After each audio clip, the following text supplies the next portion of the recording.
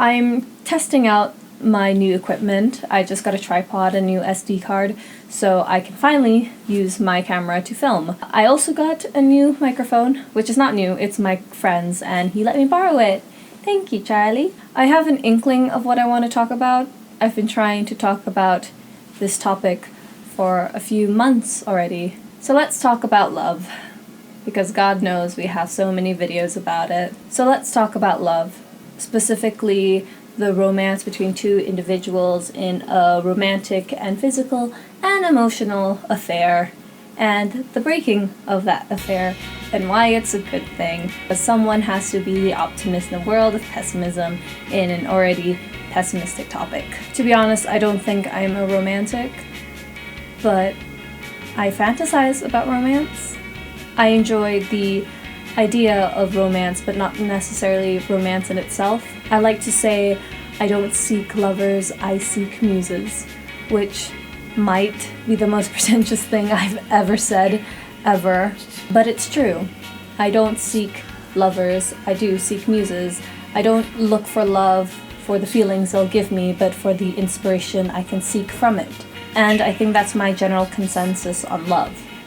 It's not about the person, but the feelings they give me. That sounds wrong. No, wait.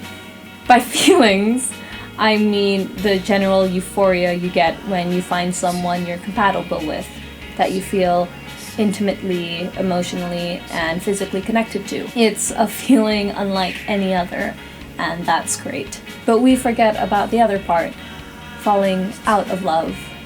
And for a good reason. I mean, no one wants to think about falling out of love with someone they're in love with. But it happens. Falling out of love is a strange experience in and of itself. I don't necessarily think it's sadness, nor do I think it's pain. At least for me. To me, falling out of love is more of a relief, an acceptance that these things have happened and you've moved on. I've seen so many videos about breakups, because God knows there's so many here on YouTube. Everyone tears up about breaking up. Being with someone for so long and then ending the relationship must be so painful, but I find satisfaction in it. Okay, poor choice of words. Falling out of love doesn't have to be painful, at least in hindsight. Yes, it hurts in the moment, and yes, there are tears and there's pain, but eventually you come to realize that love doesn't define you, that person doesn't define you, and that you are your own person, and I think falling out of love reinforces that. Don't get me wrong, love is amazing, and love is kind, and love is beautiful, but it's just not for me. At least not yet, and definitely not now. There will always be others. I will pine over former and future lovers who in the end won't matter. I will fall in and out of love with people with different beginnings, different stories, and different endings, each time realizing I am more than what love makes of me. I consider falling out of love a transcendent experience, especially for the first time.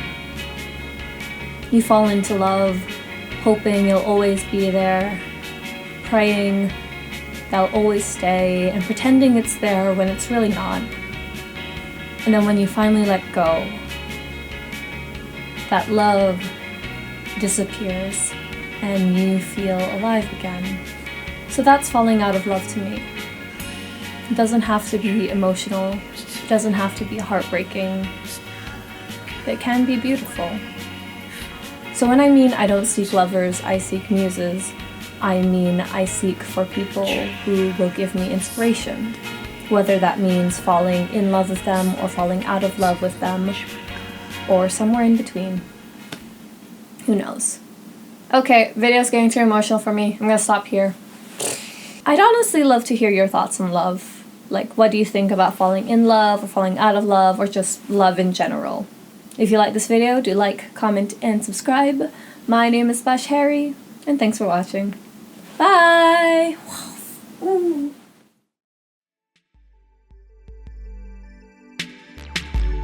Is it in focus? No, it's not.